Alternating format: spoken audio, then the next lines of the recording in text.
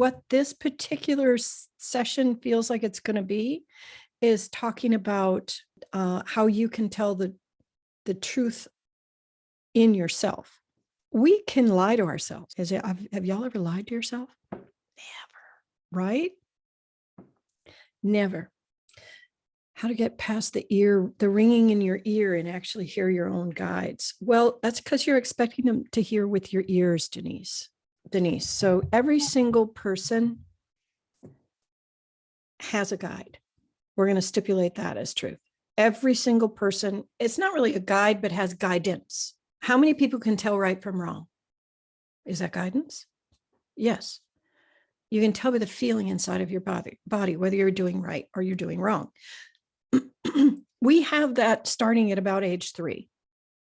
2's asking for it a little bit much, but it's definitely there by 3, and it's hard by 6. It's like, I am the policeman, you're doing it wrong. Here's what they want to go through for Janice and for everybody here. If you are setting parameters of how things are coming to you, like, I'll be happy when, I only can take action when I can hear what my guides are saying, you are setting yourself up for real hardships. Because first question is, how do you know that's the only way things can happen? How do you know? Give me the evidence. You don't, do you? Number 2, if you are expecting your guidance to be like anybody else's, I'm so sorry that it's not always the same. People have a clear cognizance. They have a feeling. Some people have the ability to do tactile, to do automatic writing. But Denise, please do not expect that the information will come in the way you expect it. So a good question to ask yourself, and you can use water for this. Water is a wonderful thing you can use. You will speak into your water. If I were to know and ask your question, and it helps if it's a yes or no first. If I were to know whether this is a yes question or a no question, and speak it into your water, and then drink your water and forget about it, then you will feel the answer eventually. Just trust the process. Because what's going to happen, and what has happened, is we are so taught that first everybody else gets the good stuff and we don't. And that's part of the issue with Denise, is all the good stuff is for everybody else, and then my job is to wait my turn.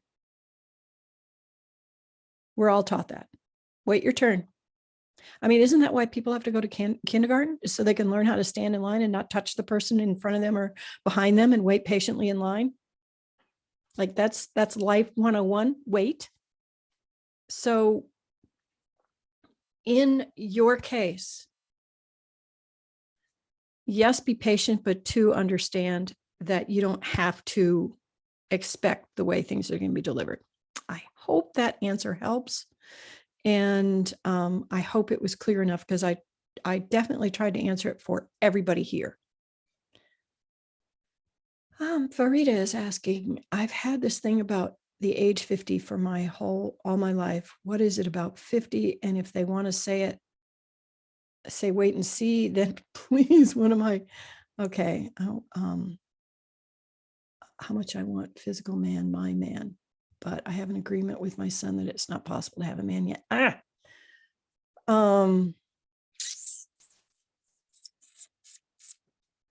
Farida, okay, let me see. The deal with 50 is a past life thing. It's not a current life thing. It's a past life thing. And you died. It's pretty simple. That's your deal with 50. And here's our theme. Don't expect things to happen in the way that you expect it. Now, I know you want a physical man, and you promised your son you wouldn't have one, which I think is interesting.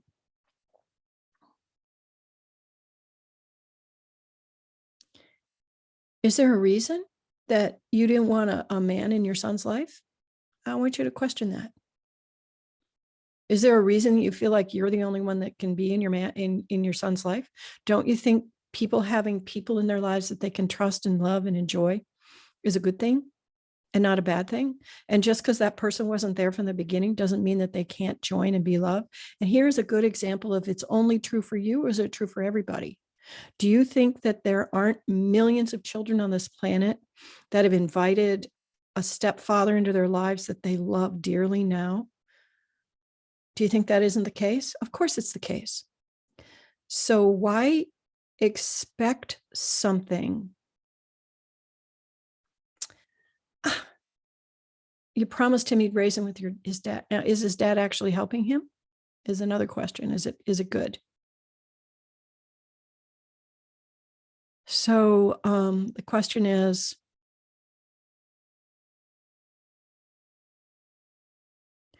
is it in your karma to sacrifice for the child? And is it ultimately to his benefit? That's the question. That's the question you need to sit with.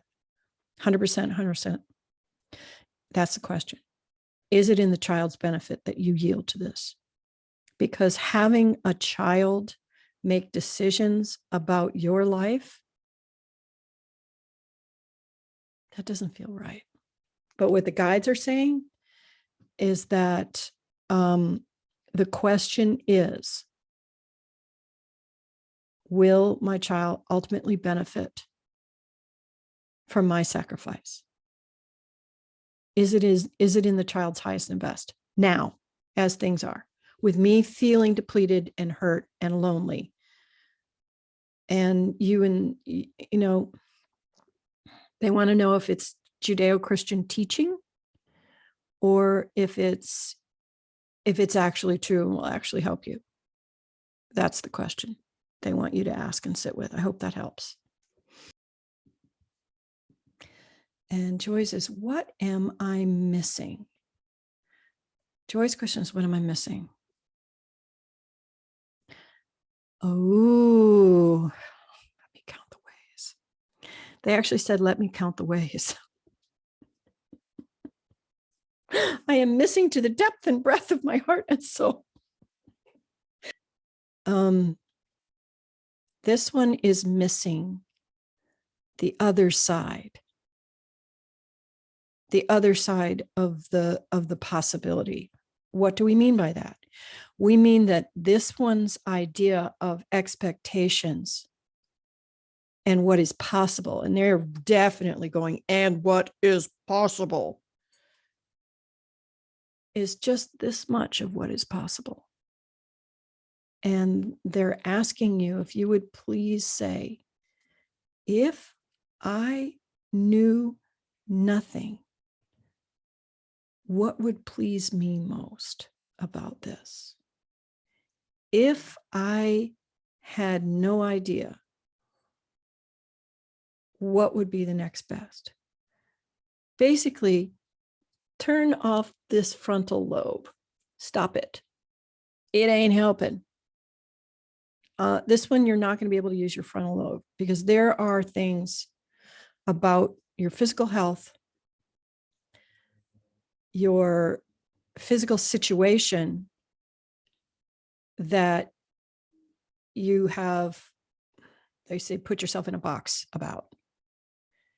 And it is possible to see another way. And how you see another way is if I were to know nothing. If I suddenly woke up and I didn't even know my own name, where would I go next? If I had no information, what would I know? What would I see? What is possible? Because that's there's an expectation of not possible that is damping down the possibilities, is what they're saying. I hope that helps. I hope that helps.